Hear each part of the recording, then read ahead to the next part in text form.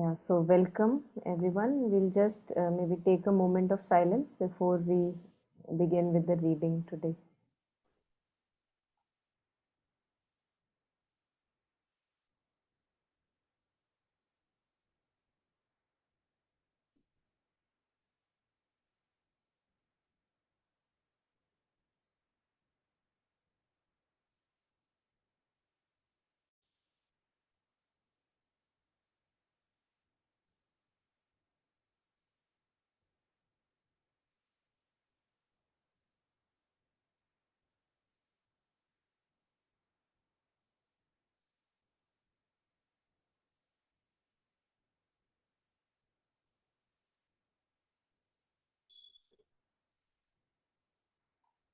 So we were reading about desires, the conquest of desire in the book In the Mother's Light by Rishabhchand ji. And today we can take maybe from here.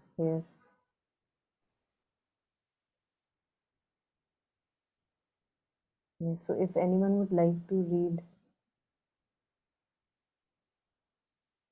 maybe you can take it all at once. That's also okay. Whoever reads, you can just take it full until here. Yeah, anyone feels ready?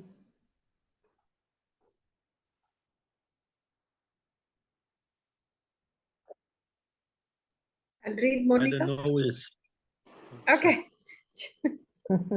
Yeah, you can go ahead. Yeah. Thank you. I'm not sure if you listen to me. It's Yeah. okay, the mic? So far it's audible, yes. Okay. So from here we find, therefore? Yes. Okay.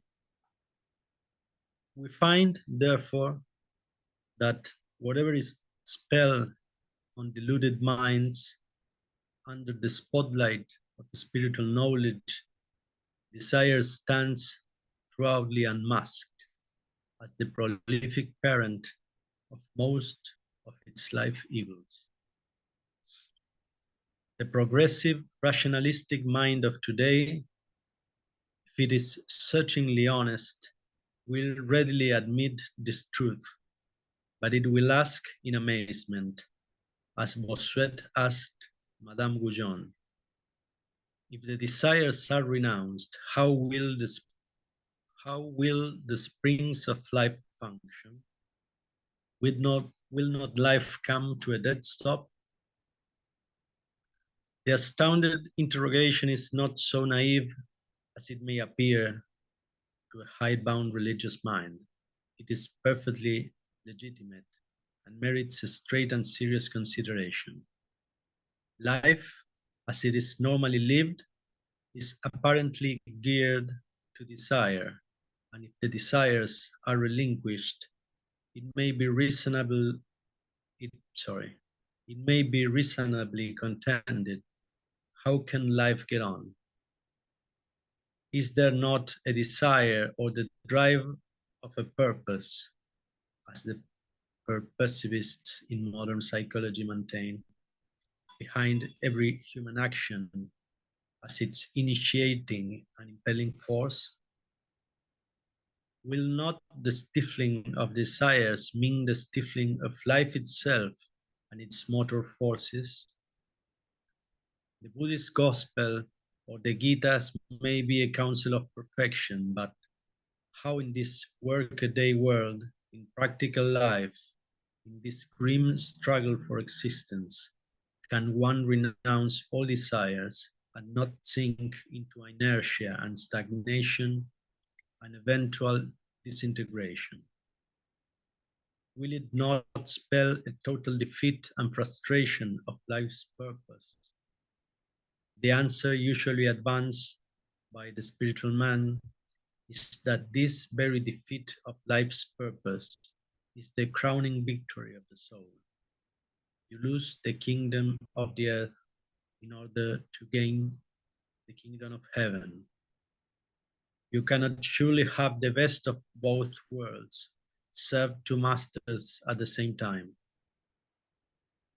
What the answer falls flat on the modern mind, for first of all, it cannot believe that life, which has brought it to its present state of evolution, will stop short at the half result and betray a sudden bankruptcy of all its resources to carry evolution to any higher perfection. And besides, it is fired with a synthetic idealism, a supreme gift of the time spirit which insists on the discovery and realization of unity and harmony in life, and is loath to reject it out of hand as an ever-circling futility. The victorious unity of spirit and matter, life and light, silence and movement, one and many, seems to be its master passion, which it cannot forswear simply because life confronts it with the lash of desire and the trail of tragic suffering. It seems to have the courage to look desire in the face, stultify its goad, and probe into its heart to discover something of which it is a dark distortion. A complete conquest and conversion of the energy which desire embodies is not only possible but inevitable. If life is not to languish, and the human society not to turn into an unprogressive structure of pietistic ascetics. The modern approach to life is, at its best, an intellectual, scientific approach, and it augurs well for the rediscovery of truths which have long lain buried under the wreckage of the past and the willfully neglected by a narrow spirituality impatiently avid of the beyond. The rehabilitation of the ancient truths will transform life from a clamorous hunger into a divinely creative force led by the supernal light to a greater and greater fulfillment.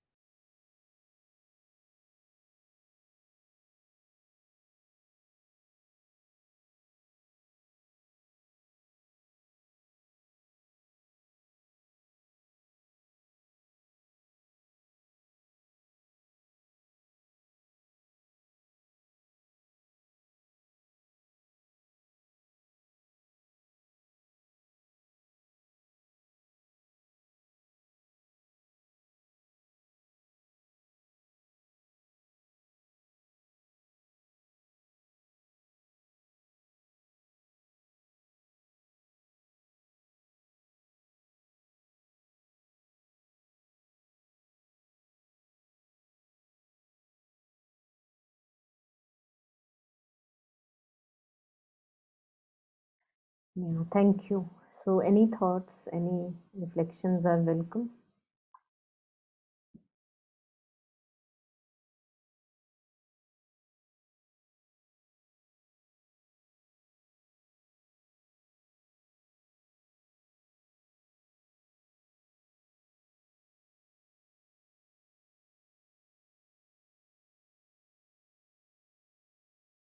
This reference here of these two people, I was just checking it up, and so she was a Christian mystic, and the person mentioned here, I don't know how to pronounce his name.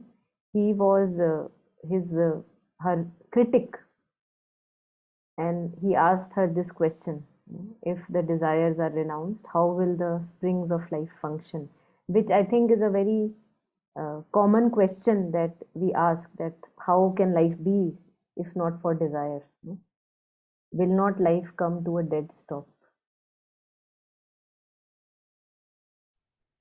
Yes, I remember it to be like one of the first questions I had when I started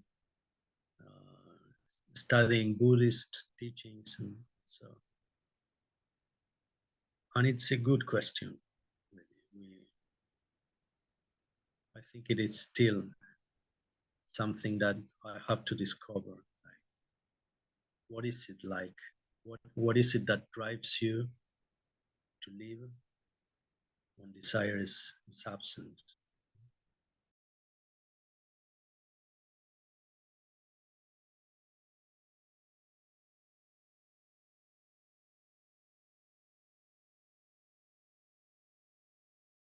Yeah, so that's why he is sharing here that it is not bad question. The astounded interrogation is not so naive as it may appear, and it is perfectly legitimate and merits a straight and serious consideration. This question that how can life go on if not for desire? Why? Then he shares further, life as it is normally lived is apparently, at least as far as the appearance goes, geared to desire. So we keep on asking questions, no, that why would you do this? Why are you doing that? What propels you to do that? So is apparently geared to desire. And if we look back at our own life, so many decisions that we made and little things of our life, daily actions and daily willings, we will see that many of them, if not most, are geared with desire. And if the desires are relinquished, then it may be contended, how can life get on? So, for example, uh, why do I get up, go to the kitchen, make a cup of tea? Because I feel a desire to have it, right? So it moves me. So why would I move if there is no desire? One can ask. Is there not a desire or the drive of a purpose behind every human action as its initiating and impelling force? Will not the stifling of desires mean the stifling, I think, stifling of desires mean the stifling of life itself and its motor forces, motor in the sense, what makes us move?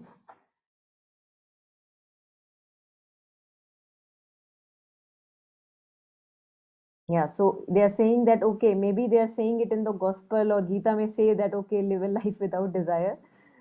They may be a counsel of perfection, but how in this work-a-day world, in practical life, in this grim struggle for existence, that is what for most of us life is, can one renounce all desires and not sink? So to renounce the desires and not sink, yet be active in the world, to not sink into inertia and stagnation and eventual disintegration. Will it not spell a total defeat and frustration of life's purpose? Then he goes to the response. Yeah, anything so far? Anyone? Anything so far?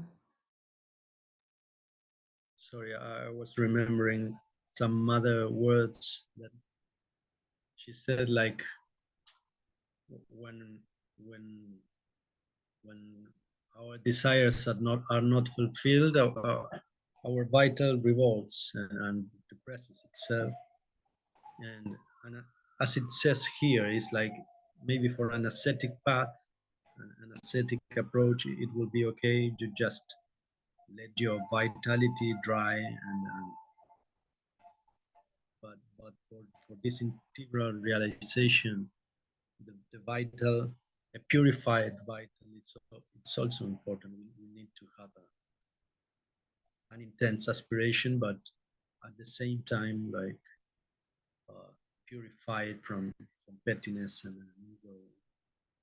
So we need a drive. We need, I don't know if it is the word, but we need a fire. We need a strong aspiration. We need some drive, but a purer one. Like we have to deal with the vital and all the movements of desire and try to work on that. So the vital one, our vital energy wants to participate in this higher existence or something like that. No, I think it's important what you just shared. Why? Because most of the time, our but we can say virtually all of the times we are identified with the desire soul, Sri Aurobindo says, no? And that is why it seems impossible that how can a life be possible without desire? Because we are all the time identified with the desire soul. And what you were sharing, that if the desire is not fulfilled, the vital revolts. Look at our moods, how they change when something is not happening according to your like. We all know how it changes and how we are totally under that mood, as if we are that mood. There is no mood out there. I am the mood. I become the mood. Why? Because there is total identification with the desire soul, or this, this, if my desire is not fulfilled, then I'll be disappointed.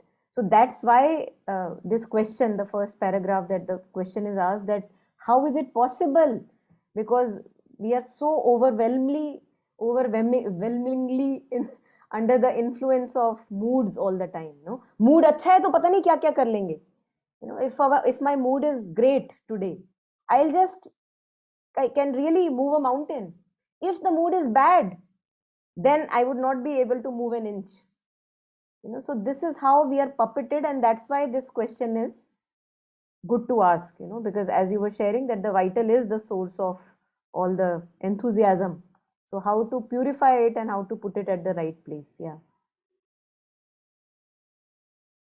Anything else? Anyone on the first paragraph here?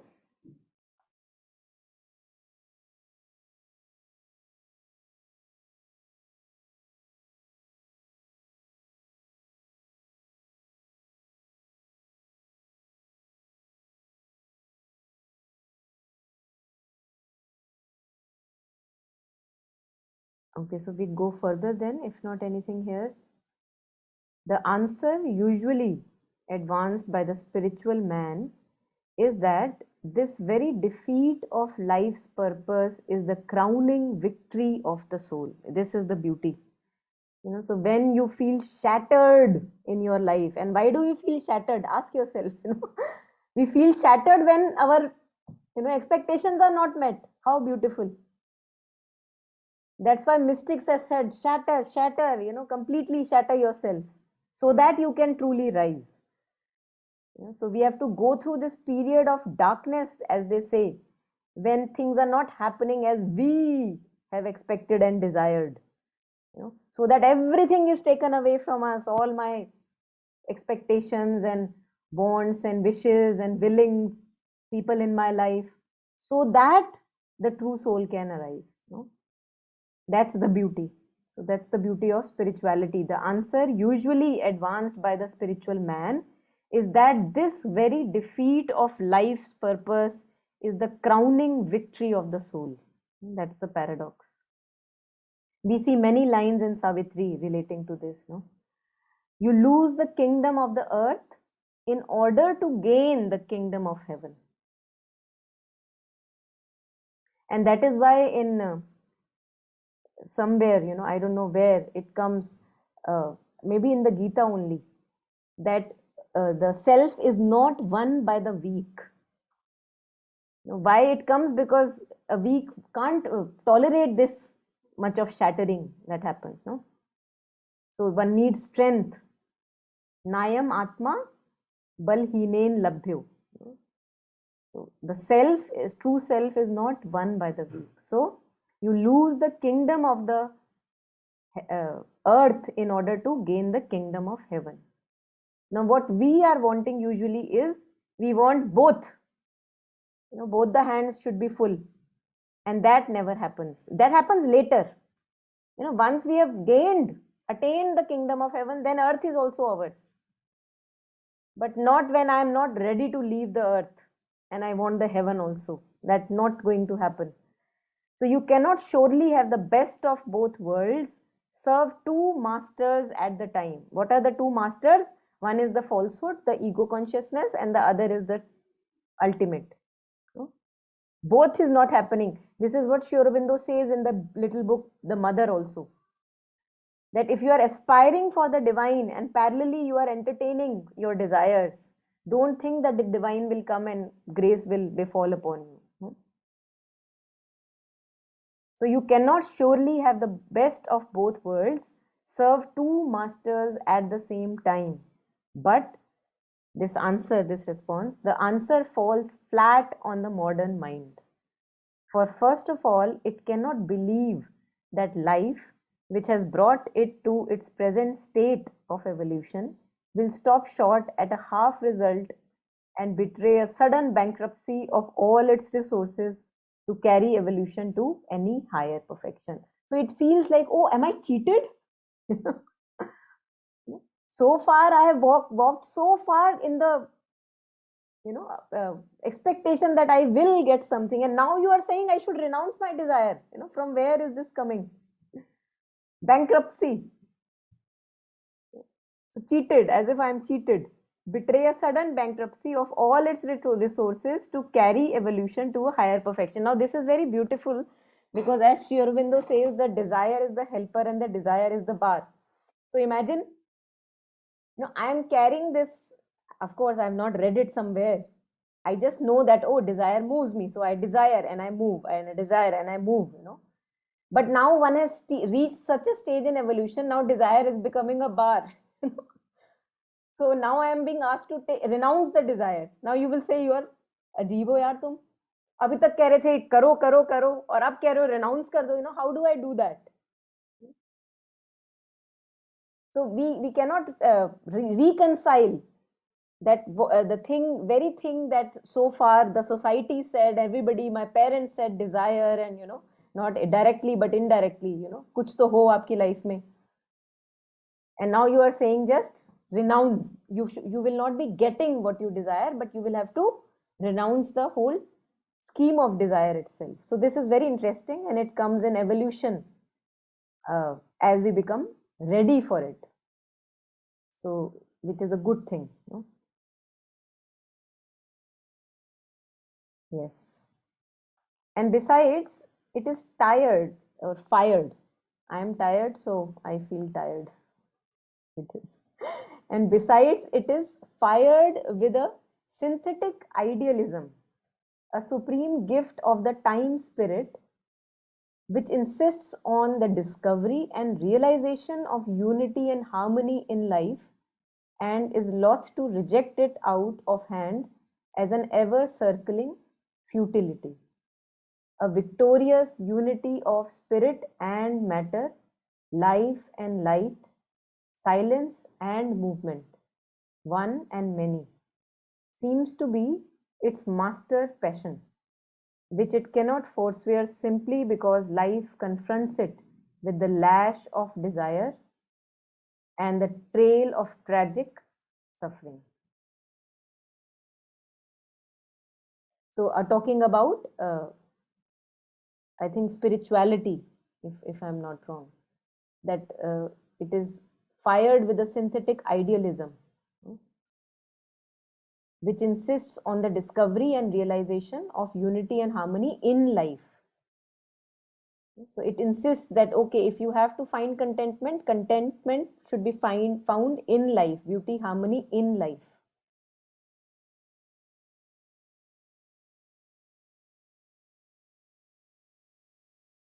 Or maybe, I think maybe it's maybe a reference to modern mind. I'm a little bit too much into words.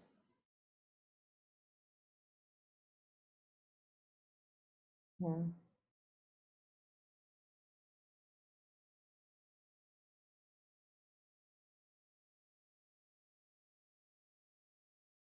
It seems to have the courage to look desire in the face, stultify its goad, and probe into its heart to discover something of which it is a dark distortion. How beautiful, no?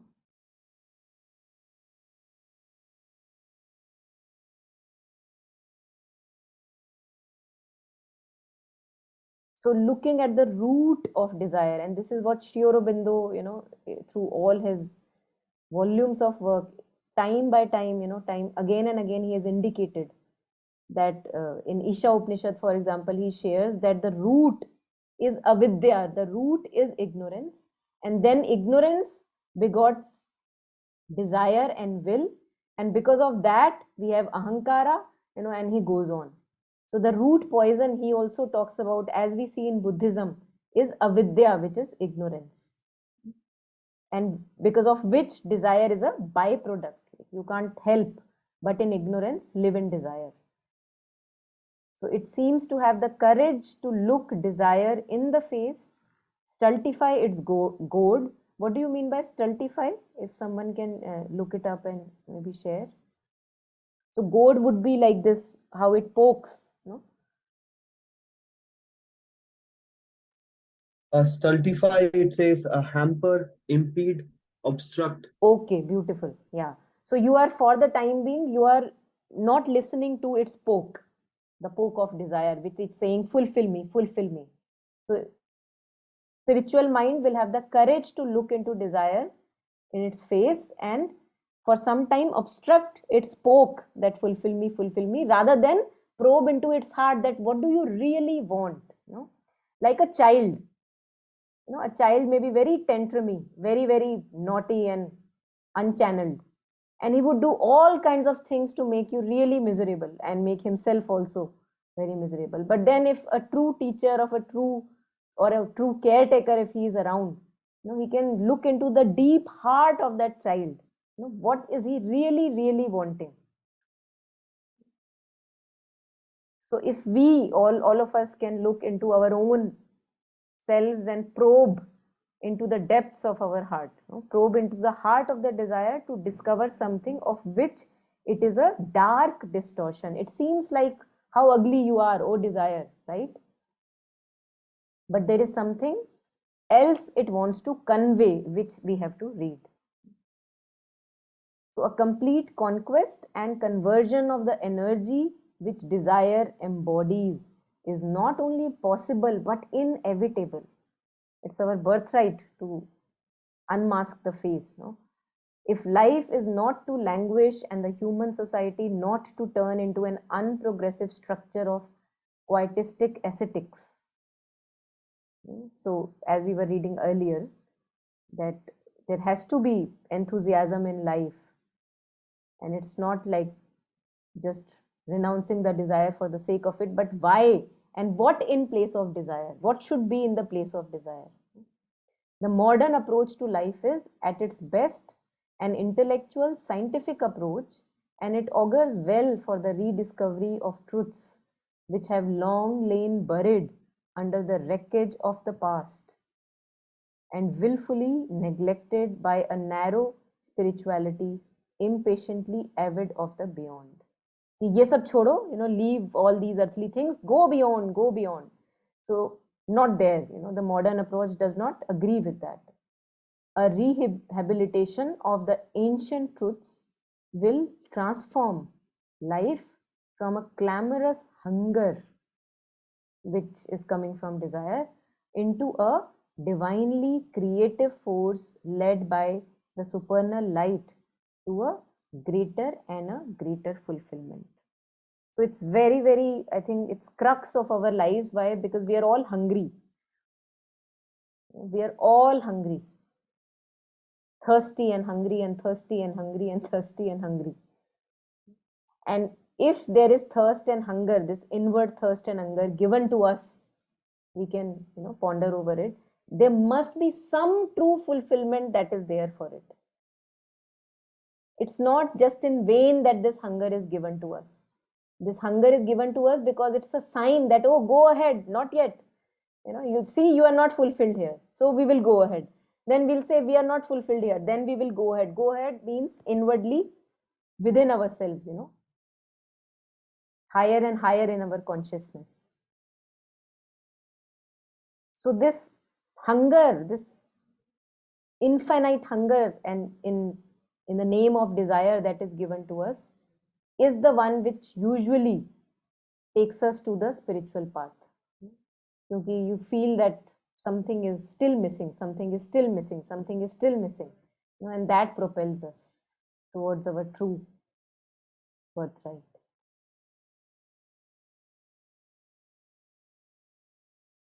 So I think this is very relevant what he is sharing here, that we have to unmask and see what really truly the message of desire is, rather than saying, oh, ugly, ugly, ugly, and not really probing into it. What do I really want?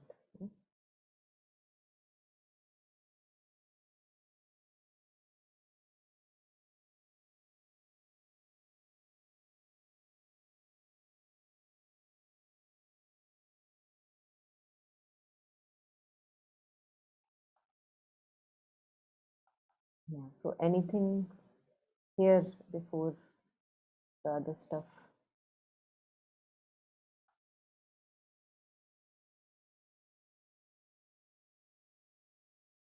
Usually what we are doing is we are actually, the moment the goad is there, like tha, fulfill. We get up and we try to fulfill. We don't ask. So this is this line, I think it's very relevant, that it seems to have the courage to look desire in the face and stultify, obstruct its goad. Excuse me, what are you really wanting? And probe into its heart to discover something of which it is a dark distortion.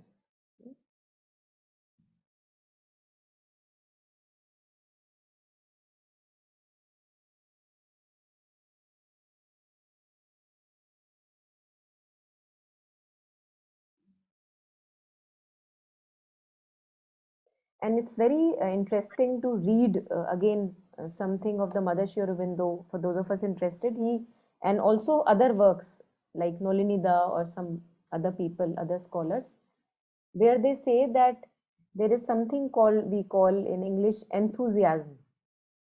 No? And if we look into the etymology, enthusios or something, it goes like that. It means like a fire for life. No? So when the desire is replaced and we truly step into the true soul, they say that from the true soul, enthusiasm comes for life. Then we will not be able to say that, oh, Bhagwan utha le jaldi se jaldi because mera to ho gaya. You can't say that when you're living truly your life's mission. So we see here people again connected with Pondicherry, Ashram, and maybe other people also. Those of us who have truly their mission in life, they're like really working selflessly. You will see that what an age, and they feel much younger than all of us here. So much of enthusiasm. They want to live even more if the mother allows, because the work that they are doing, selfless work, and from the spirit of that true spirit, that has lots of enthusiasm. And I really feel amazed that they can actually beat all of us youngsters sitting here, if we can call us youngsters at all. 80s and 90s in age. So that's the enthusiasm of the spirit. We see also this in younger children.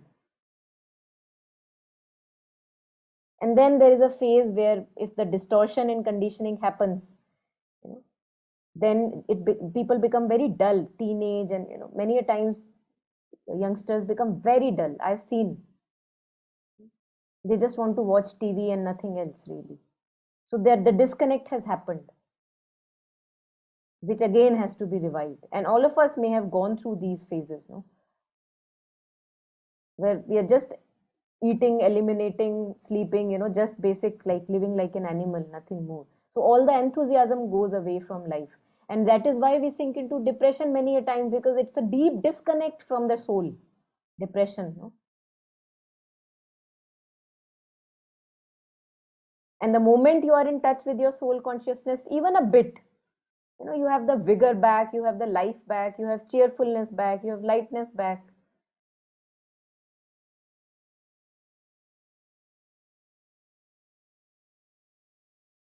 In the middle of the night at 2 o'clock, you're ready to jump, okay, let's take a session. Just kidding. So this vigor is associated with, and this is not an agitated vigor, you would see.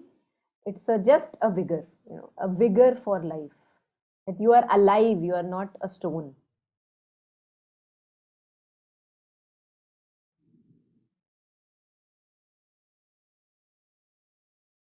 And many a times we can also confuse it with some people who have lots of vitality in them. They're also very enthusiastic. So this is the difference. I feel one of the differences is that there are people who have lots of enthusiasm otherwise, but they get very disappointed also. You will see amongst all of us, of course. So they will have enthusiasm, but the moment their thing is not being heard, that, oh, why did the plan did not go according to me? Disappointment.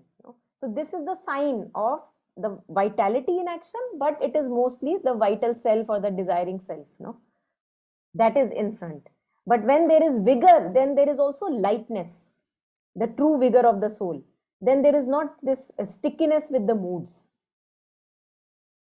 And if there are moods, one works on it, right? One doesn't blame it on others. You take the onus on you because you are perfecting yourself. So there is a little thin line of difference here.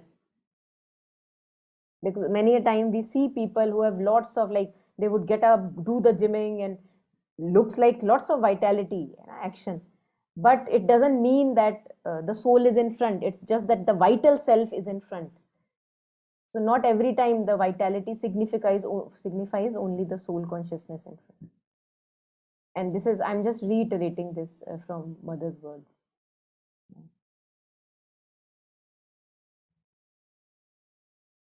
But as Mother says, that people with passions, they have more chances to grow progressively because they get a lot of blows also. So the chances of progression are much exponential with people who are passionate. That's why Mother says even passion is preferable than dull inertia. Because you will get up and maybe run after a person who doesn't love you, but you want to love that person, and then you will get a lot of slaps on your face, and then you will learn. So being passionate is preferable. You will get good slaps, Mahakali blows.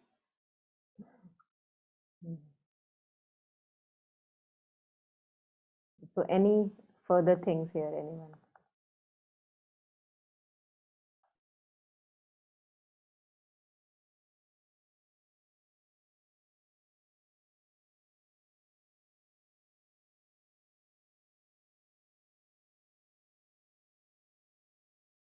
Okay, so if not, we can maybe take it a little bit further on what is desire. If anyone would like to read. Sardaji, you wanted to read earlier.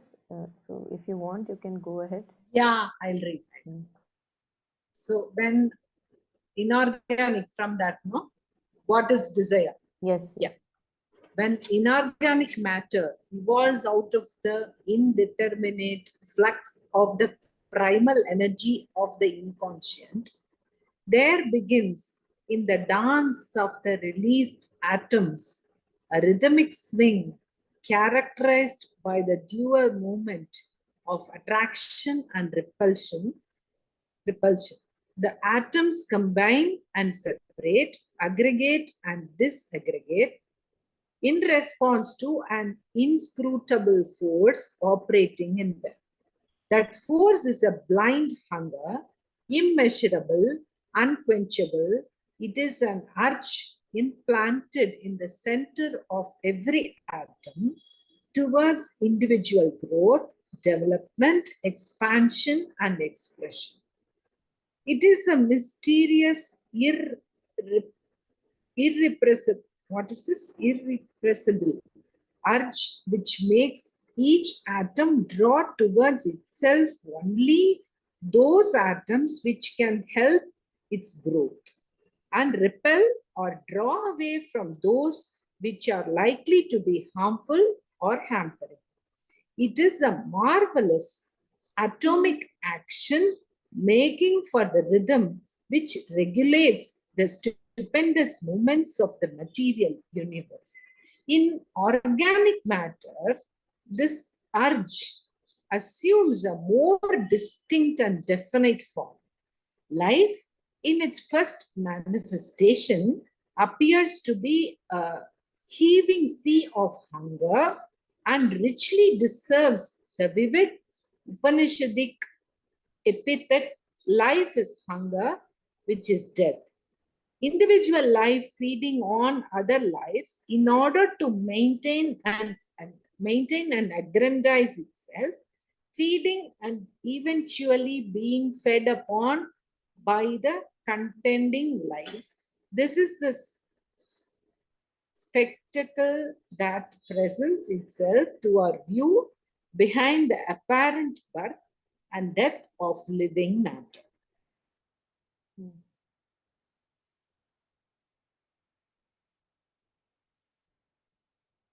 Shall I read the next also, That's what I'm. Nika? Or Yeah. we'll discuss and then we'll go. Yeah, I think let us stop here because Okay. too much. Yes. Thank you.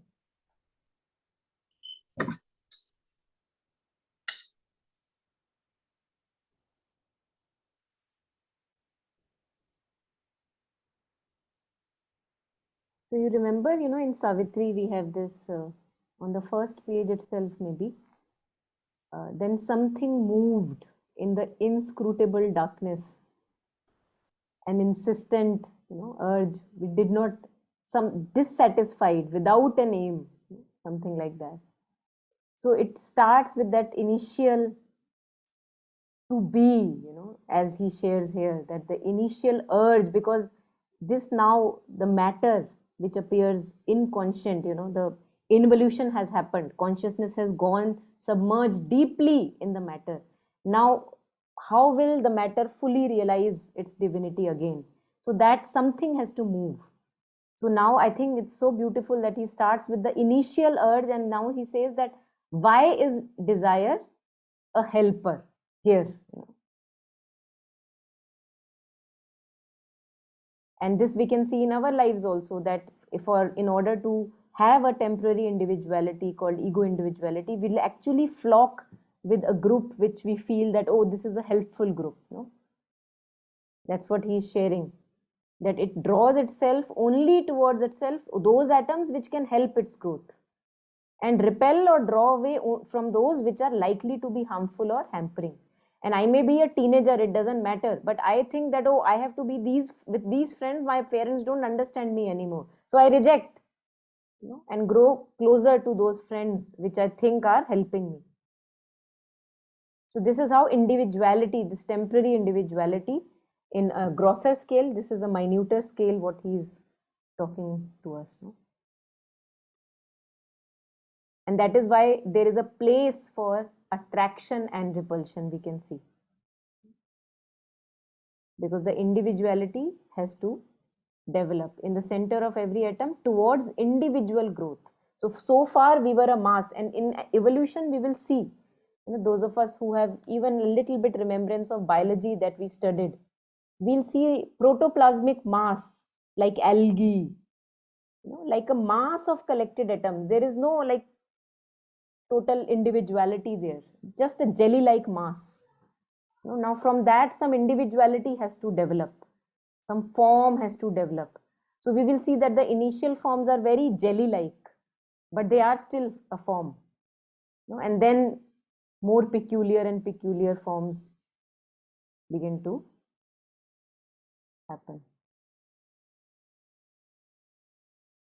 So it is a mysterious, irrepressible urge which makes each atom draw towards itself only those atoms which can help its growth, and repel or draw away from those which are likely to be harmful or hampering. And this impulse is given even to, say, plants. We see in plants, we see, for example, animals, sea animals, you see octopus, it releases a kind of an ink when it sees there is something which can harm it. It's a poisonous ink. There are plants which have thorns, so that they can't be eaten up by everybody. Then we have like in Himalayas we have plants of this variety everywhere, but they call it bichu booty. So they have little pimples like dots on it, and you can recognize the moment you touch it, you will have really a burning sensation. And so these are the instinctive something in us to preserve that, okay, may my individuality remain, and it is given, it's a mysterious one, starting from the lowest creature to the highest.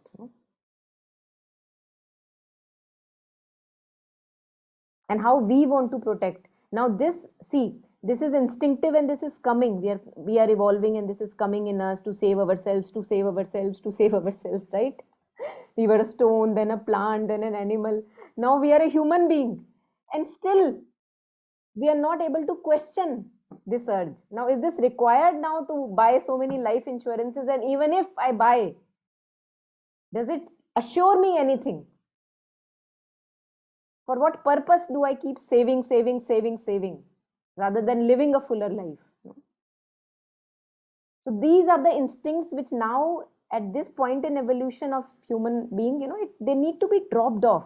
As Sri Aurobindo says that first you are an animal man, so first become a man, then you can think of becoming a divine man.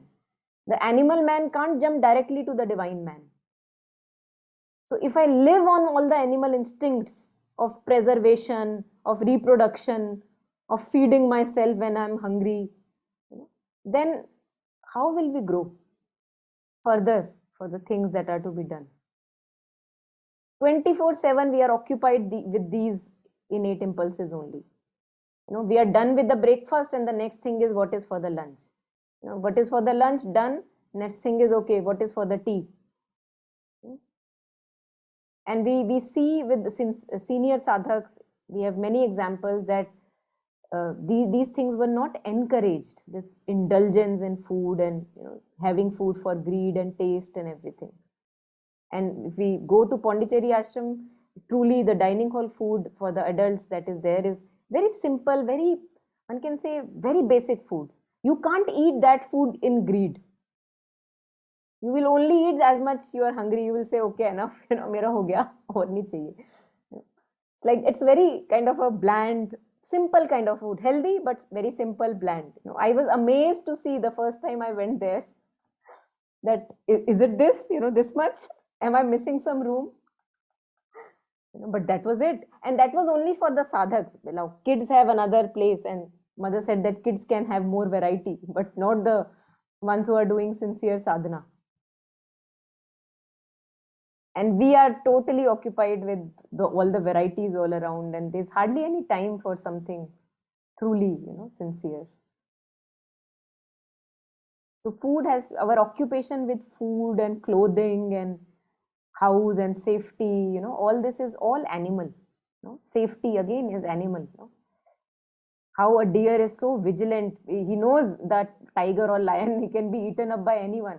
So you see that if you go out in the night time in the forest, there are night safaris at times, or you can just go in, barge in any forest slowly. You will see that the deers are still standing very, very vigilant because they have the fear to be eaten up. Their eyes are open, they're standing, they can't sleep. And there is a Kabir song on this, that how a deer can't sleep because death can strike any time. Like that you have to be vigilant.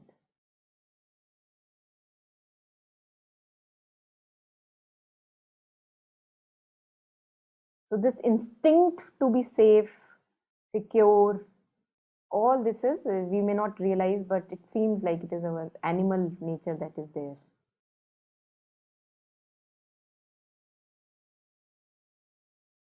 And accumulating money, wealth, and no matter if for future rainy days we may save, but do we know we are going to be there for the rainy days at all?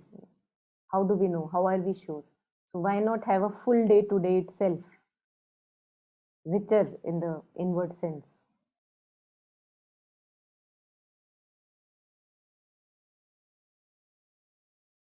Why to wait for the rainy days?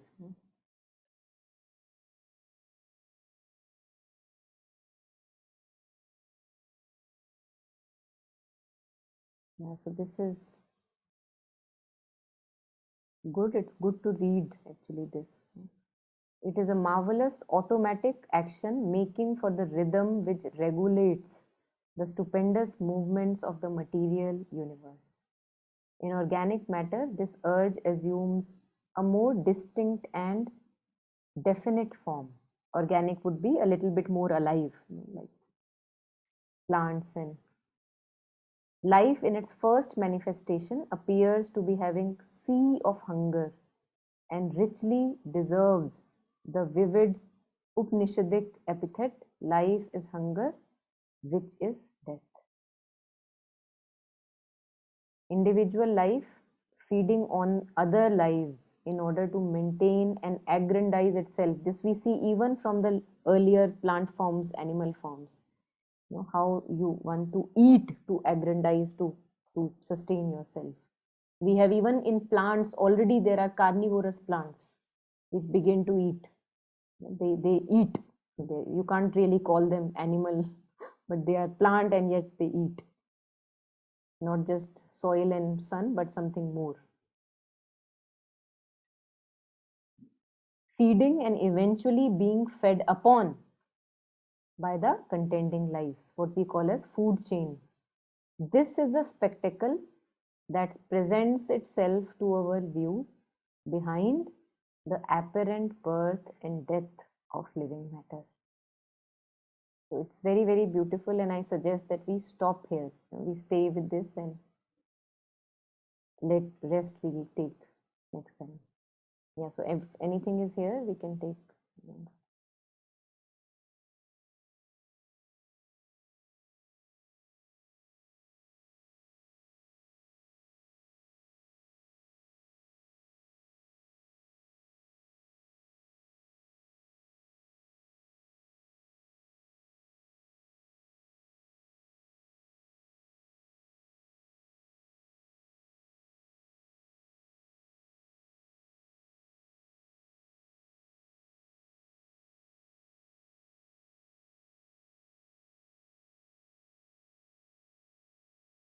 Okay, so if not anything, we can then stop here today, taking a moment of silence before we leave the session to dedicate, share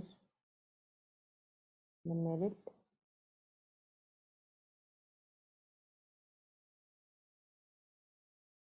May we all have true fulfillment in life. Lots of joy and progress.